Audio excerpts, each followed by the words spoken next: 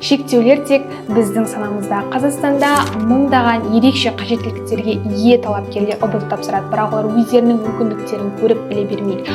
Осы видеода осындай талапкерлер ұбт тапсыра алады ма, және ұбт-ны қалай тапсырады, жалпы барлық мамандықтарды оқи алады ма, және де грантқа жеңілдіктер бар ма деген сауалдарға жауап беретін боламыз. Сондықтан да өзіңе пайдалы болса, соңына дейін көр.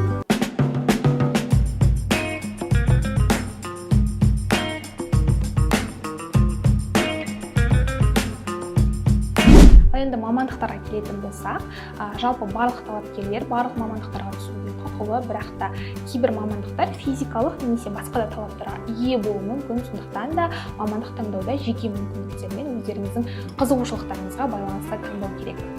Қазақстан Республикасының заңнамасымен ұлттық тестілеу орталығының ережесіне сәйкес бұндай талапкерлерге ерекше жағдайлар қарастырылған.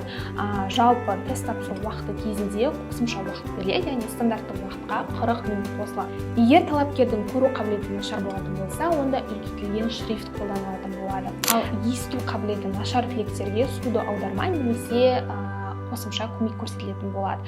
Ал қозғалыс мүмкіндігі шектеулі оқушылар үшін пандустар және де арнайы орындар қарастырылған. Егер де тағы да қосымша көмек, ассистент немесе тағы да басқа құрылғылар қажет болатын болса, онда ол көмектер де қарастырылады. Және грантқа түсу бойынша бұндай талапкерлерге арнайы квоталар бөлінеді, және де кейбір өңірлерде осындай талапкерлерге қосымша білім беру гранттары бөлінген. Мысалға, Маңғыстау облысында осы жылы 2000 білім гранты бөлінгені туралы ақпарат. Ал жұмысқа орналасу бойынша Қазақстанда инклюзивті білім берумен жұмысқа орналасуға бағытталған көптеген бағдарламалар дамып келеді. Сондықтан да жұмысқа орналасу мүмкіндігі қазір өте көбірек. Жалпы ұбт тапсырудағы білу керек ақпараттар осылар. Енді осы тұста мен сіздерге әлемге әйгілі тұлғалардың өмірбаянын айтып беріп тұрмын. Яғни Ник Вуйчич, Николас Джеймс Вуйчич, оны барлығы танымаса да, бірақ көбісі тануы мүмкін.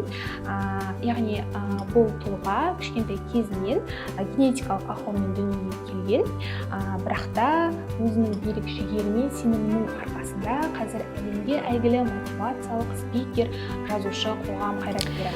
Негізінде Ник жас кезінде қоғамның бөлеңіне көп ұшыраған, бірақ сонда да ол өзінің сенім мен ерік жігерінің арқасында қазір осындай дәрежеге жеткен. Негізі Ник колледж бітірген және оның мамандығы бухгалтерлік есеп пен экономика болған, және қазіргі кезде миллиондаған адамдарға, барлық адамдарға үлгі болып жүр. Жалпы Ник өзі жазушы екенін білесіңдер, оның қазір де бестселлерде жүрген кітаптары өте көп, және ол кітаптар тек қана мотивация беріп қана қоймай, өмірлеріне өте көп азық болады деп айта аламын. Сондықтан да міндетті түрде оқуға кеңес беремін. Бұл тұлғалар бізге қандай жағдай болмасын, ең басты нәрсе сенім мен жігер екенін дәлелдеген тұлғалар.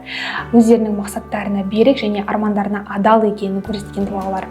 ұбт бұл қорқынышты дүние емес, ол сендердің өмірлеріңдегі өтіп кетіп белгілі бір кезең. Сол кезеңнен өту үшін беріліп тұрған әрбір мүмкіндікті қолдану керек.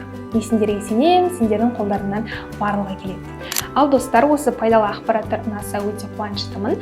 Және де видео ұнаса лайк басып, коммент жазып кетуді ұмытпаңдар. Және де описаниеде видеоның астында Telegram каналға сілтеме қалдырылған. Сол жақтан сіздер өздеріңе барлық пайдалы ақпараттарды ала аласыңдар. Келесі кездескенше сендермен қоштаспаймыз.